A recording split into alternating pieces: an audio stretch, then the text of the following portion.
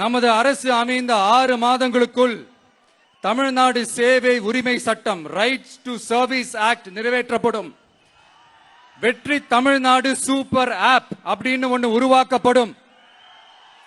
அதுல driving licence, ration card, birth certificate, scheme tracking, complaint filing வரை அனைத்தும் உங்கள் உள்ளங்கையிலேயே உங்கள் மொபைலிலேயே இருக்கும்.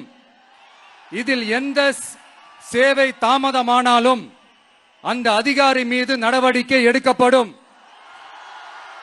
மீண்டும் சொல்றேன், இடைத்தரகர் என்று எவரும் இல்லை, எவ்வித லஞ்சமும் இல்லை. அடுத்தது Tamil Nadu real time governance dashboard for accountable governance.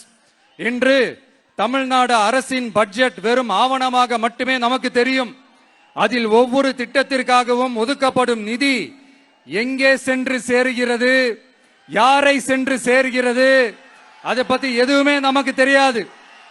அது ஒரு சிதம்பரம் ரகசியம் போல ஸ்டாலின் சார் ரகசியமாகவே இருக்குது. ஆனா நாம அதை மாற்றுவோம்.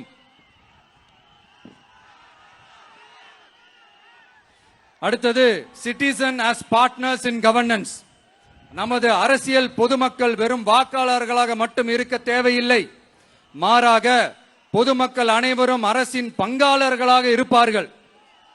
மை வெற்றி தமிழ்நாடு .in என்ற இணையதளம் ஒன்று உருவாக்கப்படும். மாநிலத்தின் வளர்ச்சிக்கான யோசனைகளை பொதுமக்களும் முன்வைக்கலாம். கொள்கை முன்மொழிவுகளுக்கு வாக்களிக்கலாம். அரசு சேவைகளை மதிப்பிடலாம். நிதிநிலை அறிக்கை செலவினங்களை கண்காணிக்கலாம். மக்கள் அரங்கம் என்ற திட்டத்தின் மூலம் தமிழக வரலாற்றில் முதன்முறையாக குடிமக்கள் ஒரு முறையான டிஜிட்டல் தளம் மூலம் நேரடியாக சட்டமன்றத்தில் மனுக்களை சமர்ப்பிக்க முடியும். 10,000 சரிபார்க்கப்பட்ட கையொப்பங்களுடன் ஒரு மனு சமர்ப்பிக்கப்பட்டால் அதிகாரப்பூர்வ பதிலை அரசு அளிக்க வேண்டியது கட்டாயமாக்கப்படும்.